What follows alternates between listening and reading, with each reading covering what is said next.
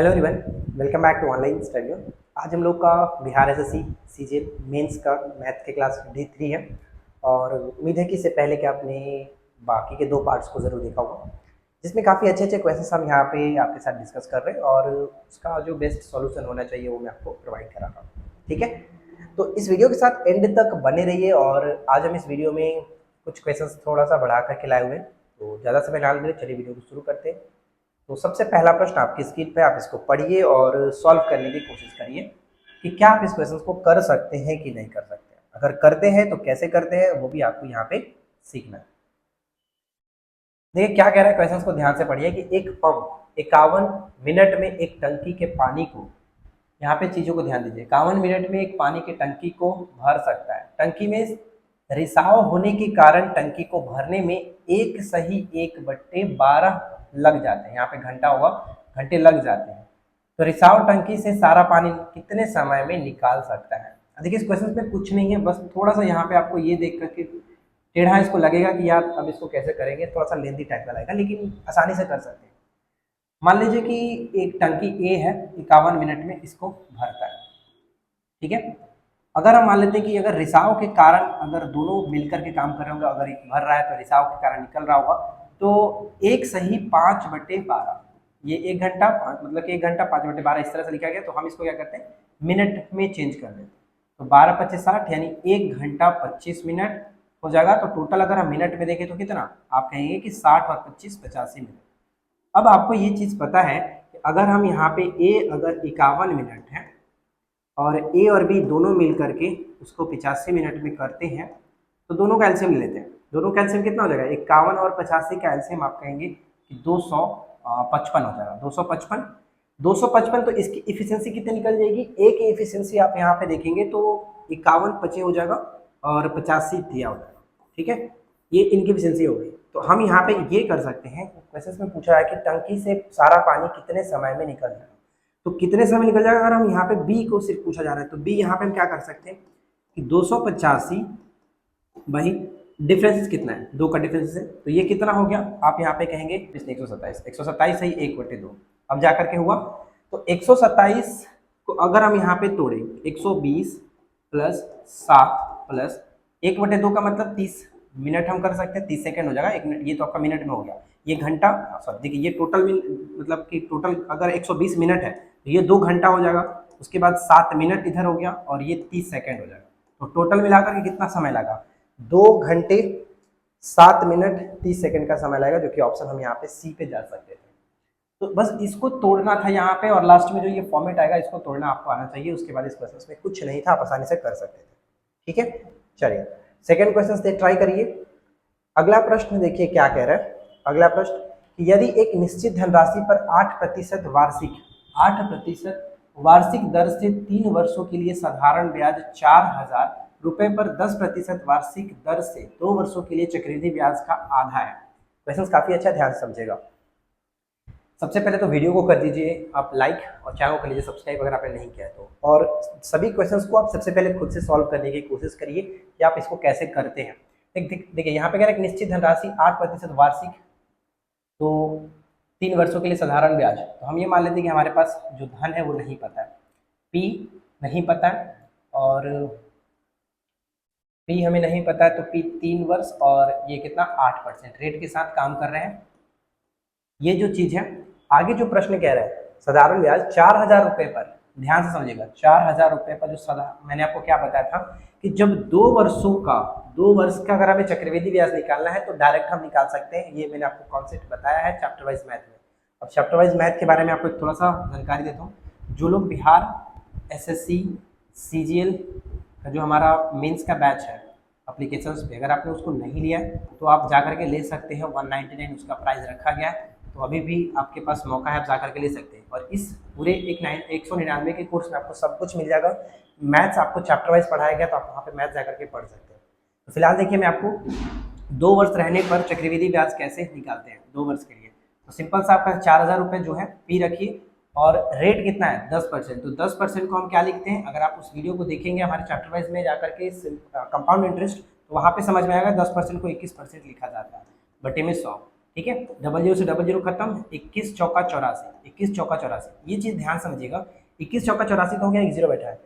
अब ये कैसे हुआ मैं आपको थोड़ा सा यहाँ पे एक्सप्लेन कर देता हूँ ताकि आपको समझ में आ जाए। देखिए अगर रेट 5% रहता, 5% रहता तो कैसे लिखते हैं?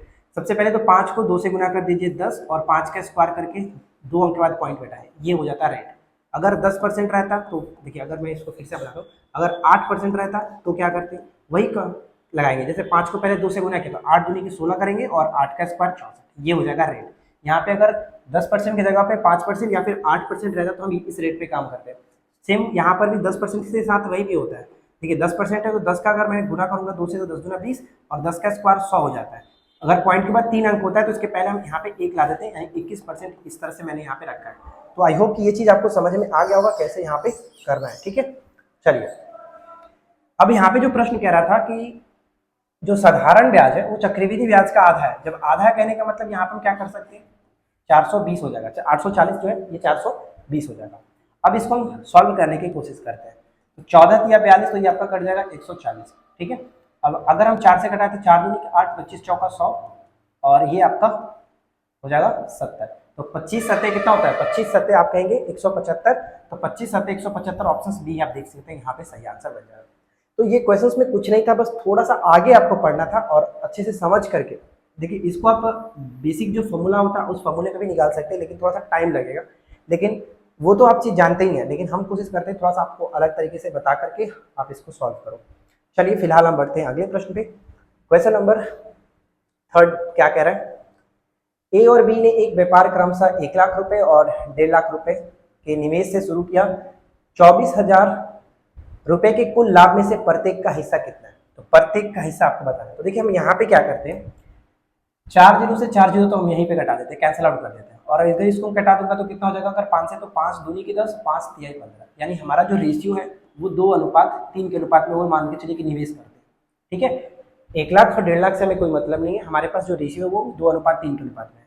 अब जो लाभ हुआ है उसी में हमें बांटना है। तो जो लाभ हमारा 24,000 रुपये है उसमें पूछा है कि कुल लाभ में से प्रत्येक का हिस्सा कितना है। तो प्रत्येक यानी पहले का निकालेंगे, अगर 2 हो गया तो नीचे टोटल 5 होगा, और आपको पता है 48 बचे 240 होता है, 48 हो गया और उसके बाद डबल जीरो, तो 48 दूनी की 96। अब 96 वाला देख लीजिए ऑप्शन यहाँ पे मिल रहा है, तो 96 वाला सिर्फ और सिर्फ एक ही ऑप्शन है 9600, ऑप्शन सी पे जा सकते हैं। यानी पहले भाग का 9600 रहा होगा तो दूसरे भाग का 14,400 रहा होगा। इस तरह से आप फाइंड आउट कर सकते हैं। 48 दिया करेंगे तो 144 आपका वो हो जाएगा। समझ में आ गया ना? अगर देखिए मैंने यहाँ पे सिर्फ और सिर्फ छोटा करने के लिए इसको पहले ही कटा दिया ताकि इसमें हमें ज़्यादा कैलकुलेशन ना हो, बस जितना शॉर्ट आप कर सकते हो उतना शॉर्ट करने की कोशिश करिए। अब चलिए अगला प्रश्न देखिए, एक ठोस शंकु का आयतन 96 जो कि पाई घन सेंटीमीटर है, इसकी ऊंचाई 8 सेंटीमीटर है, तो इसका कुल पृष्ठीय क्षेत्रफल क्या होगा? तो मैं आपको बता चुका हूँ कि मेंसुरेशन अगर आप कर रहे हैं तो सबसे पहले तो आपको फॉर्मूले सब याद होने चाहिए। शंकु कह रहा है, अब यानी कि जो शंकु हमारा कोण होता है कुछ इस तरह से, तो इसका जो आयतन होता है, वॉल्यूम होता है, वो क्या होता है 1/3 पाई आर स्क्वायर इंच। ठीक है, ये होता है। तो हमारे पास इसका आयतन तो दिया गया है, तो चलो मैं इसका आयतन रखता हूँ 96 पाई 1/3 पाई, आर हमें नहीं पता है तो आर स्क्वायर, और एच हमें पता है 8। पाई से पाई कैंसल आउट, 12 8 96, क्रॉस मल्टीप्लिकेशन 12 3 36, और आर स्क्वायर का वैल्यू अगर 36 है तो आर का वैल्यू कितना हो जाएगा 6। आर का वैल्यू 6 निकल गया। आगे प्रश्न कह रहा है कि इसका कुल पृष्ठीय क्षेत्रफल बताइए। तो शंकु का कुल पृष्ठीय क्षेत्रफल क्या होता है, टोटल कर्व एरिया जो होगा, टोटल सरफेस एरिया ऑफ जो कोन है वो हो जाएगा हमारा कितना, pi R into R plus L, pi R into R plus. तो बस इसी फॉर्मूले को यहाँ पे बैठाएंगे। तो देखिए पाई को है पाई छोड़ते हैं क्योंकि ऑप्शंस में पाई ही दिख रहा है, तो पाई को छोड़ देते हैं। आर के जगह पे हमारा 6 निकला है, उसके बाद 6 प्लस एल, एल का मान हमें नहीं पता है। तो अब यहाँ पे देखिए आपके पास आर है और एच आपके पास है, तो एल का मतलब क्या होता है, जो एल आप यहाँ पे देख रहे हैं एल, ये राइट एंगल ट्राइंगल से हम निकाल सकते हैं। जो राइट एंगल ट्राइंगल होता है वो क्या होता है, ये आपका एल हो गया, ये आपका बी हो गया और ये आपका हाइट हो गया। ठीक है, तो एल स्क्वायर हम निकालेंगे अगर एल बराबर, तो under root B square plus H square निकाल सकते हैं, यानी आर स्क्वायर, ये क्या है आपका आर है ना, यहाँ से यहाँ तक आर, तो आर स्क्वायर अगर हम करते हैं, आर स्क्वायर अगर हम करते हैं, चलो देखो चलो इसको पूरा साफ करते हैं, तो R square plus H square, तो आर का मान कितना है, वैसे भी आपको पता होगा ट्रिपलेट 6 8 10 का ट्रिपलेट होना चाहिए, ये चीज़ आपको याद रखना है। तो 6 8, तो 6 का 36 और 8 का 64, टोटल जोड़ेंगे तो 100, और 100 का मतलब 10 निकल जाएगा। यानी एल का वैल्यू कहाँ निकल गया, एल का वैल्यू निकल गया 10। तो यहाँ पे हम 10 रख लेते हैं, तो 10 और 6 16, 16 छक्के 96, वापिस जो हमारा आएगा वो 96 ही आएगा। यहाँ पे सही आंसर ऑप्शन ए हो जाएगा। तो 2-3 यहाँ पे मैंने आपको बताया फॉर्मूले, अब इन सभी फॉर्मूले को याद रखिए, इंपॉर्टेंट हो जाता है। आगे देखिए, अगला जो प्रश्न हमारा क्या कह रहा है, क्वेश्चन नंबर 5। स्वीटी और सानिया एक दूसरे की ओर दौड़ती है। प्रारंभ में स्वीटी और सानिया के बीच 144 मीटर की दूरी थी, यानी दूरी 144 मीटर थी। साथ ही स्वीटी और सानिया की जो चाल थी क्रमशः 4 मीटर प्रति सेकंड और 8 मीटर प्रति सेकंड है। तो सानिया स्वीटी से कितनी अधिक दूरी तय करेंगे। देखिए यहाँ पे हम क्या करेंगे, सबसे पहले तो दोनों का अलग अलग निकाल लेंगे, कितना कितना डिस्टेंस वो कवर करेंगे। तो टोटल उनके बीच की दूरी 144 है, और स्वीटी का जो चाल है वो 4 मीटर प्रति सेकंड, और जो सानिया उसका 8 मीटर प्रति सेकंड। तो मान के चलिए कि डिस्टेंस जो है स्वीटी अगर हम स्वीटी और जो सानिया है के बीच का जो डिस्टेंस है वो 144 मीटर का है। और जब वो एक दूसरे की ओर है ना, हाँ एक दूसरे की ओर, तो अगर ये इधर से जा रही है और ये इधर से आ रही है, तो इनके बीच की जो हमारा सापेक्ष चाल क्या होता है उसको हम ऐड करते हैं। तो यहाँ पे हमारा क्या निकल जाएगा, अगर हम देखें तो समय बराबर दूरी बटे चाल। तो टाइम हम देख लेते हैं, टाइम एक दूसरे को पार करने में कितना समय लगा। 144 मीटर को अगर हम दोनों को जोड़ेंगे तो 8 और 4 12, यानी 12 सेकंड आप यहाँ पे देख सकते हो, 12 सेकंड का समय लगा एक दूसरे को पार करने में। तो अब ये समझिए कि अब हमारे पास तो समय निकल गया, समय जो है 12 है। तो हम यहाँ पे ये कर सकते हैं, एक चीज समझ लीजिएगा, जब 12 निकल गया, टी हमारा 12 है, तो हम अलग अलग चाल जब दिया गया तो उनका निकाल सकते हैं कि स्वीटी जो है वो उसका कितना चले होंगे। तो 12 चौका, क्योंकि इसका स्पीड जो था वो 4 किलोमीटर पर सेकंड था, 4 मीटर पर सेकंड, तो गुने अगर 12 करेंगे तो डिस्टेंस निकल जाएगा ना कितना, 12 चौका 48 मीटर ये चली होगी, 48 मीटर ये। और उसी तरह से इसका भी निकाल लेते हैं, सानिया कितना, सानिया का 8 है, तो अगर 12 से पूरा करेंगे तो 12 8 96। अब ये बताइए, क्वेश्चन में पूछा रहा था कि सानिया स्वीटी से कितनी अधिक दूरी, तो सानिया जो है 96 चली है और स्वीटी 48 चली है, तो दोनों का डिफरेंस है 96 माइनस 48, यानी 48। यहाँ पे सही आंसर आपका आ जाएगा। तो ऑप्शन हम डी पे जा सकते हैं। बस यही क्वेश्चन को समझना था कि क्वेश्चन में पूछा क्या जा रहा है, जैसा पूछा गया मैंने उसको फाइंड आउट कर दिया। चलिए इसके बाद हमारा अगला प्रश्न देखिए। अगला प्रश्न है, कह रहा है कि एक दुकानदार को 12% छूट पर लैपटॉप बेचने के बाद 20% का लाभ होता है। यदि लैपटॉप का अंकित मूल्य 48,000 रुपए है, तो बताइए कि लैपटॉप का क्रय मूल्य क्या होगा। अंकित मूल्य हमारे पास दिया गया है, छूट पता है, प्रॉफिट परसेंट पता है, तो हमें ज्ञात क्या करना है, ज्ञात हमें करना है, ध्यान दीजिएगा। आपको पता है कि जब एसपीएम फॉर्मूला लगाते हैं, अगर डिस्काउंट परसेंट हो तो मार्केट प्राइस पे छूट दिया जाता है। छूट हमेशा किस पे दिया जाता है, मार्केट प्राइस, अंकित प्राइस, अंकित मूल्य पर। तो डिस्काउंट परसेंट बाई 100, बस यहीं पे हम लगाने वाले हैं। तो अगर मान लेते हैं मार्केट प्राइस हमारा 48,000 था, और इसमें क्या कह रहा है 12% की छूट, तो 12% छूट मतलब कि 88 हो गया बटे 100। 88 कैसे लिखा, जब भी छूट कहता है तो क्या करते हैं 100 में से घटा करके लिखते हैं, तो यहाँ पे 88 बटे 100। अब देखिए ये कटेगा नहीं, मैं इसको कटाऊंगा नहीं, टोटल छोड़ता हूँ। ये हमारा क्या है, एसपी है, ये हमारा एसपी निकल गया, यानी कि जो सेलिंग प्राइस है। अब सेलिंग प्राइस हमारे पता है और हमें क्रय मूल्य निकालना है, तो क्रय मूल्य मान लेते हैं कि जो सीपी है इस पे प्रॉफिट हो रहा है कितना, 20% का, यानी 120 बटे 100। ठीक है, एक जीरो से एक जीरो हम यहाँ पे कैंसिल आउट कर लेते हैं। 12 चौका 48 ये हो गया। अगर हम यहाँ पे गुना करेंगे तो 8 चौका 32, 8 चौका 32 और 3 35, उसके बाद डबल जीरो। अब यहाँ पे देख सकते हैं क्या हमारा ऑप्शन मैच कर रहा है, क्रय मूल्य निकल गया ना हमारा, सीपी हमारा जो है वो कितना था, 35,200 रुपए। तो 35,200 रुपए ऑप्शन हमारा बी यहाँ पे दिख रहा है, जो कि ऑप्शन बिल्कुल सही होगा, ऑप्शन बी पे जाएंगे। तो आई होप कि ये चीज समझ में आ गया, बहुत ही सिंपल सा क्वेश्चन था। आगे देखिए अगला जो प्रश्न है क्या कह रहा है, द्विघात समीकरण X square minus 20x plus 100 equal to जो 0 के बराबर है। तो आपको ये बताना है कि दो मूल है, तो यहाँ पे actually alpha square plus beta square होता है, तो मैंने यहाँ पे ए स्क्वायर प्लस बी स्क्वायर लिख रखा है।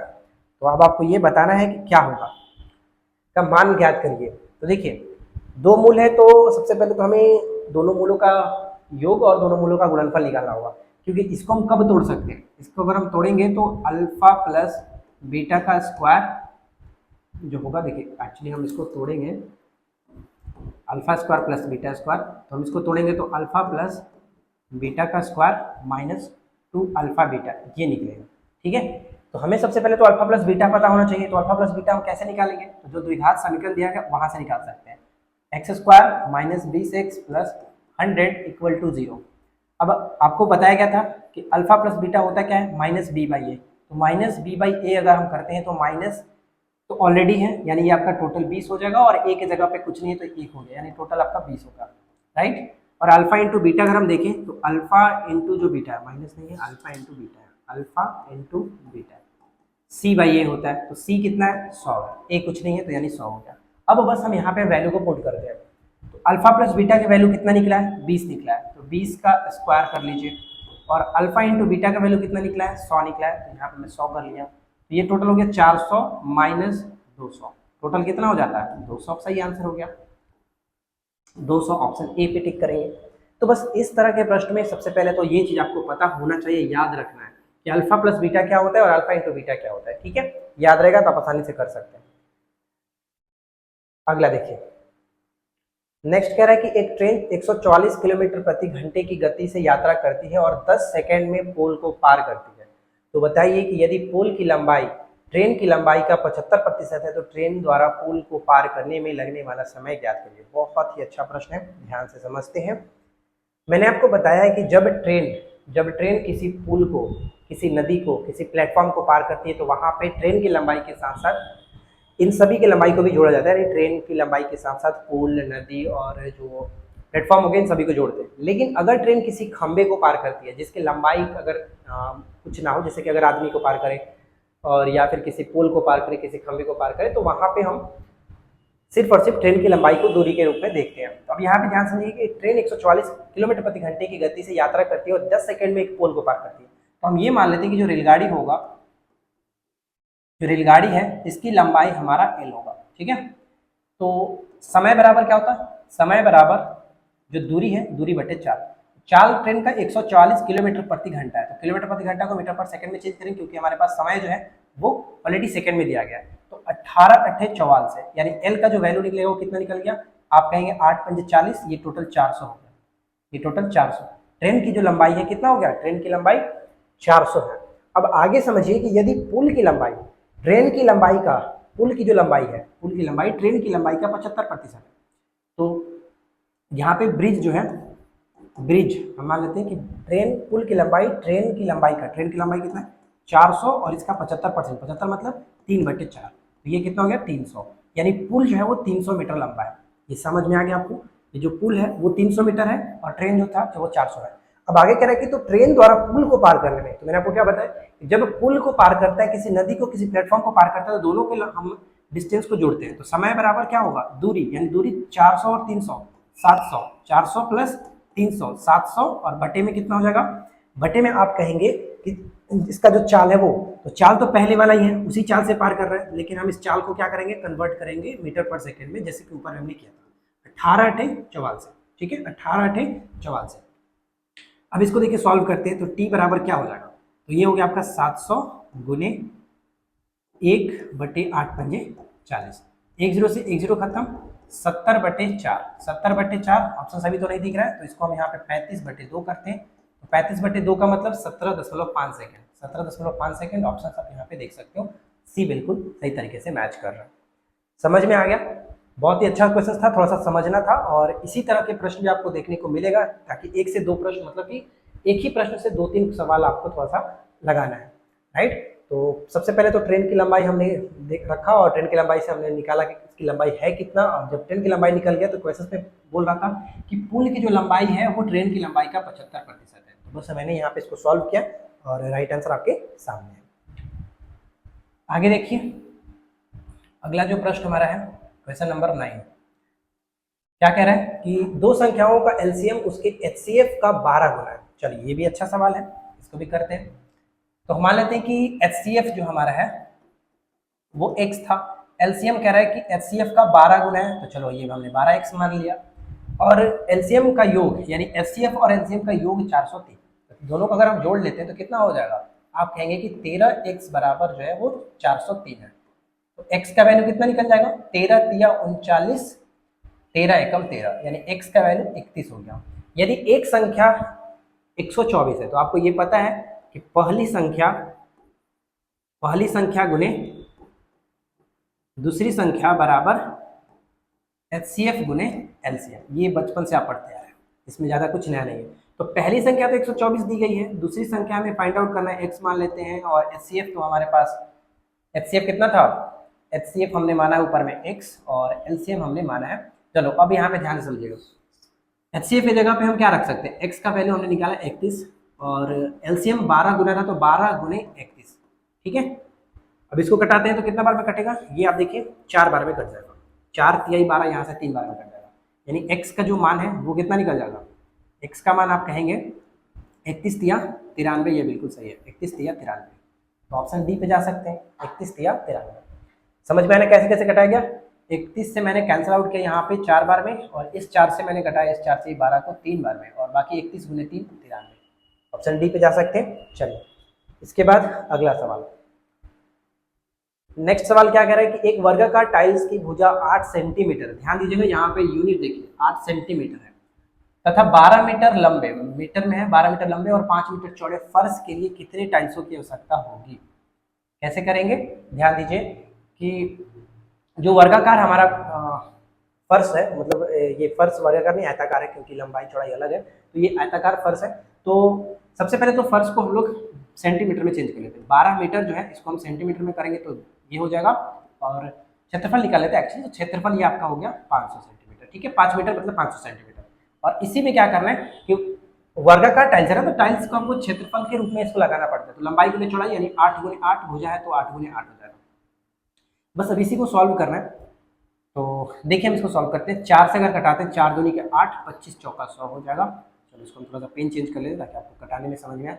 अब इसको कटाते हैं 4 दूनी के 8, 25, 5 को मैं छोड़ देता हूँ, 5 को मैं छेड़छाड़ नहीं कर रहा हूँ, 25 चौका 100 हो रहा है, राइट। अब ये देखिए 2 दूनी 4 के 12 हो गया, कट गया ना। ऊपर में क्या बचा 25, 25 625 गुने 15 करेंगे, तो 625 गुने 15 आप कर लीजिए, 625 गुने 15 अगर आप करोगे तो लास्ट में आपका 93 75 आएगा। आप इसको देख लीजिएगा, सही आंसर ऑप्शन बी हो जाएगा। आप इसको सॉल्व कर लीजिएगा, 15 5 75 आपका ये हो जाएगा, 15 दूनी के 30 और 7 37, ठीक है, 75 तो दिख ही रहा है, और बाकी 15 छक्का 90 और 3, ठीक है, 75 आपका ये आएगा, ऑप्शन बी पे आएगा। चलिए आगे बढ़ते हैं और अगला सवाल, नेक्स्ट क्वेश्चन क्या कह रहा है, अगला क्वेश्चन है कि 14 सेंटीमीटर किनारे वाले दो घनों को एक सिरे से दूसरे सिरे तक जोड़कर एक घना बनाया जाता है, यानी क्यूबॉइड बनाया जाता है। कहने का तात्पर्य समझ लीजिए, क्वेश्चन जब तक समझेंगे नहीं तब तक आपको सॉल्व नहीं होगा। तो एक घन था और इसको किनारे से जोड़ करके एक घना बना दिया था, यानी अगर पहले से इसका डिस्टेंस जो कि 14 था मतलब हो जा, लेकिन अब इसमें एक और जुड़ गया 14, तो कितना हो गया टोटल आप कहेंगे कि 28 हो जाता है, समझ में आ रहा है ना, 28 हो गया। लेकिन इसकी चौड़ाई और लंबाई में कोई छेड़छाड़ नहीं हुआ, कीबोर्ड जो पहले से था वही आपका कीबोर्ड अभी भी चलेगा, यानी कि इसके चौड़ाई और ऊंचाई में कोई फर्क नहीं पड़ेगा, सिर्फ लंबाई बढ़ेगा। तो लंबाई हमारा क्या हो गया, एल जो होगा वो एल यहाँ पे आपका हो जाएगा 28, और जो चौड़ाई है वो 14 के 14, और ऊंचाई जो होगा वो भी आपका 14 रहेगा। अब प्रश्न में कह रहा है कि घनाभ का आयतन और पृष्ठीय क्षेत्रफल, संपूर्ण पृष्ठीय क्षेत्रफल ज्ञात करेंगे। तो देखिए वॉल्यूम निकालने के लिए आप LBH निकाल लीजिए, LBH, और अगर हम टोटल सरफेस ऑफ एरिया निकालना है, टोटल एरिया, तो यहाँ पे आप 2 × LB + BH + HL निकाल लीजिए। बस इसी फॉर्मूले पे आपको रख करके निकाल लेना है, सही आंसर आपका आ जाएगा। तो इन्हीं दोनों में से राइट आंसर आपका कोई एक आएगा, तो आप इसको थोड़ा सा सॉल्व कर लेना, क्योंकि अब थोड़ा सा मैं इसको सेल्फ सॉल्व करूंगा तो टाइम ज़्यादा लगेगा, लेकिन कुछ है नहीं, बस यहाँ पे वैल्यू पुट करना। चलिए मैं वैल्यू को पुट करता हूँ, ये तो निकल जाना, तीनों को गुना कर देना है, कुछ करना नहीं है। लेकिन यहाँ पे देख लीजिए एल की जगह पे 28 × 14 + 14 × 14 रखेंगे, और फिर से यहाँ पे आपका 14 × 28 हो जाएगा, ठीक है। और इसको और आसान करना है तो आप 14 कॉमन ले सकते हैं, 14 कॉमन ले लीजिए, 2 × 14 हो जाएगा।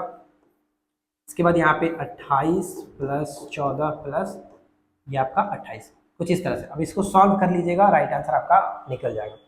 चलिए फिलहाल नंबर दे, कमेंट जरूर करिएगा कि इसका राइट आंसर क्या आएगा, क्योंकि हम सिर्फ ऐसा छोड़ नहीं रहे, आप लोग को देखना है कि हाँ आप लोग भी सही से मेहनत कर रहे हो कि नहीं कर रहे हो। तो आप लोग कमेंट जरूर करिएगा कि राइट आंसर क्या होगा।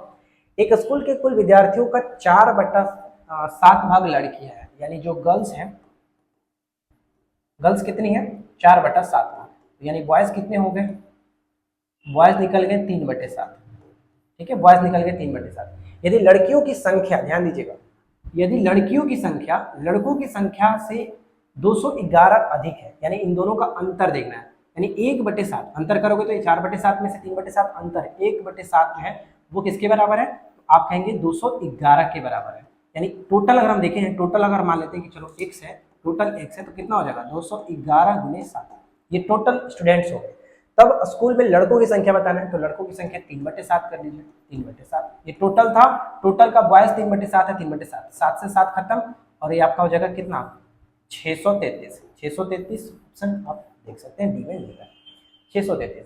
एकदम सिंपल सा क्वेश्चन था। पेपर में देखिए अगर आपके पास 25 मैथ्स आते हैं तो 25 मैथ में से मुश्किल 5 से 7 ही क्वेश्चन ऐसा रहेगा जो कि थोड़ा सा टफ रहेगा, लेकिन बाकी क्वेश्चंस आपको इसी तरह से थोड़ा सा घुमा घुमा कर क्वेश्चंस रहता है आसानी से करने लायक। अगर आपका मैथ्स का नॉलेज थोड़ा सा ठीक है तो आप आसानी से कर सकते हो, इसमें कोई बड़ी बात नहीं है। चलिए अगला प्रश्न देख लीजिए क्या है कि साधारण ब्याज पर कौन सी धनराशि 5 वर्षों में 520 रुपए और 7 वर्षों में 568 रुपए हो जाएगी। इस तरह के प्रश्नों को कैसे करते हैं हम लोग, 5 वर्ष में 520 हो जाते हैं, ये मिश्रधन होता है, ठीक है। 7 वर्ष में कितना 568। तो अगर हम अंतर देखें कि 2 वर्ष का ब्याज कितना है, 2 वर्ष का ब्याज, तो 2 वर्ष का ब्याज आप अंतर निकालोगे तो यहाँ पे आप कहेंगे कि 48 हो रहा है, तो 1 वर्ष का ब्याज कितना होगा, 1 वर्ष का ब्याज 24 रुपये। अब 1 वर्ष का ब्याज हो गया तो 5 वर्ष का हम यहाँ पे देख लेते हैं कितना हो रहा है, 5 है ना, स्टार्टिंग में जो भी रहता है उतना कर दीजिए, 24 25 120, 24 25 20 120, ये आपका हो जाता है ब्याज, 5 वर्ष का ब्याज हो गया। लेकिन हमें क्या ज्ञात करना है, हमें ज्ञात करना है कि रुपए कितना, ये साधारण ब्याज पर कौन सी धनराशि, धनराशि मतलब प्रिंसिपल, वो मूलधन क्या है, तो ये तो आपका क्या था मिश्रधन अमाउंट था, और ये हमारा साधारण ब्याज है। तो सिंपल तरीके से निकाल सकते हैं कि अगर हम अमाउंट में से सिंपल इंटरेस्ट को घटाते हैं तो 520 में से अगर 120 घट जाएगा तो जो भी हमारा राइट आंसर है वही करेक्ट हो, तो यही आपका मूलधन हो गया 400, ऑप्शन हम बी पे जाएंगे। और ये साधारण ब्याज पर आधारित क्वेश्चन जो है वो बहुत ज़्यादा महत्वपूर्ण है, हमेशा पूछा जाता रहता है, तो आप इसको अच्छे से सॉल्व करिए और अच्छे से ध्यान में रखिए, राइट। चलिए एक बार फिर से देखिए, अगर मैं समझाना चाहता तो बता सकता था। सबसे पहले दोनों का अंतर देख लीजिए, अंतर देखने के बाद जो अंतर आता है वो ब्याज रहता है, और जो ब्याज निकलेगा वो 1 वर्ष पे निकाल करके जो हमारा स्टार्टिंग का रहता है उस पे निकाल लीजिए, ठीक है। चलिए अगला प्रश्न, नेक्स्ट क्वेश्चन क्या कह रहा है, अगला क्वेश्चन है कि समीकरण 6x² + 3x + 12 = 0 है, तो मूलों के गुणनफल ज्ञात करें। अब इस क्वेश्चन में कुछ भी नहीं है, मूलों का गुणनफल का मतलब क्या, alpha into beta, alpha into beta c/a, c/a आपको क्या बताया गया, c मतलब ये a होता है, ये b होता है, ये c होता है, तो 12/6 करते हैं तो कितना निकलेगा, 2 निकलेगा। क्या इस क्वेश्चन में कुछ था, नहीं, लेकिन कब, जब आपको मूलों का गुणनफल पता हो, मूलों का गुणनफल जब पता रहेगा तो ही आप कर सकते हैं। अगर मूलों का योग पूछता तो कैसे निकालते हैं, -b/a, तो -b कितना हो जाता, -3/a, 6 यानी -1/2 इस प्रश्न का राइट आंसर हो जाता।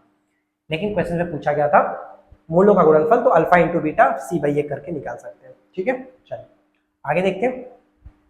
अब देखिए अगला जो सवाल है आपके सामने ये रहा, बर्तन ए में पानी और एल्कोहल का अनुपात 3:5 है, यानी बर्तन ए है जिसमें 3:5 के अनुपात में क्या क्या दिया गया, एक तरफ वाटर और एक तरफ एल्कोहल है, राइट। उसके बाद कह रहा है कि बर्तन बी में पानी और एल्कोहल का अनुपात 5:6 है, दोनों बर्तनों का आयतन समान है, दोनों बर्तनों का आयतन समान है, तो समान सबसे पहले आयतन तो देखेंगे यहाँ पे टोटल ये 8 हो जाता है और ये आपका 11 हो जाता है। दोनों का एलसीएम अगर हम लेते हैं तो कितना हो जाएगा, एलसीएम 88 हो जाएगा, ठीक है, 88 हो जाएगा। अब हम यहाँ पे दोनों का यूनिट देख लेते हैं कितना कितना है। अगर हम पहले वाले में चेक करें तो 88 में से अगर पानी की मात्रा देखें तो कितना होगा, 5 3 8 यानी 33 अगर पानी है तो 55 जो होगा वो एल्कोहल होगा, राइट। दूसरे में अगर हम देखें यानी बी वाले जो है ये हो गया, ये बी हो गया, तो बी वाले में अगर हम देखें तो क्या कर सकते हैं, बी वाले में अगर हम देखेंगे तो आप यहाँ पे कहेंगे कि इसका भी टोटल 88 था और 5 था पहला यूनिट, तो नीचे कितना हो जाएगा, दोनों को जोड़ेंगे 6 5 11 यानी 8 25 40। अगर पहला 40 यूनिट है तो दूसरा कितना हो जाएगा, सिर्फ और सिर्फ आप कहेंगे, ध्यान से समझते हैं, गलती नहीं हो रहा है, ठीक है, 6 5 11 और 6 रखेंगे तो 11 48 होगा, 8 6 48, क्योंकि यहाँ पर अगर 6 रखोगे तो 8 6 48, ठीक है। तो पहला अगर आप यहाँ पे देखिए क्या कह रहा है कि कब बर्तन में पानी और सी मिलाया जाए तो बर्तन में सी का एल्कोहल का अनुपात कितना होगा? एल्कोहल और पानी और एल्कोहल का अनुपात, देखिए पानी आपका ये था, दोनों में अगर हम बर्तन सी को मिलाते हैं तो 33 और प्लस 40 मिलकर के कितना हो जाएगा? 33 प्लस 40 टोटल 73, और 55 और 48 को मिलाते हैं तो 55 प्लस 48 को अगर आप मिलाते हो तो ये मिल जाएगा आपका 103। तो अनुपात देख लीजिए क्या निकल रहा है, 73 अनुपात 103, बिल्कुल सही आंसर हो जाएगा 73 अनुपात 103। ऑप्शन हम ए पे जा सकते हैं। तो देखिए क्वेश्चंस काफ़ी अच्छे अच्छे थे। आई होप कि फ्रेंड्स आप लोगों को अच्छा लगा होगा। वीडियो अगर आपको पसंद आया हो तो लाइक एंड शेयर करिए, और मैथ्स के अगर आपको चैप्टर वाइज पढ़ना है तो फिर आप हमारे एप्लीकेशन पे जा सकते हैं, वहाँ पे आपको बहुत ही बारीकी से सब कुछ पढ़ाया गया है, सारे मैथ्स के चैप्टर वाइज कराया गया है, और इंपॉर्टेंट जो नोट्स वगैरह है वो सब कुछ आपको वहीं पे मिल जाएगा। राइट, तो बस आज की इस वीडियो में इतना ही, मिलते हैं नेक्स्ट क्लास में। Thanks for watching, keep learning, bye bye.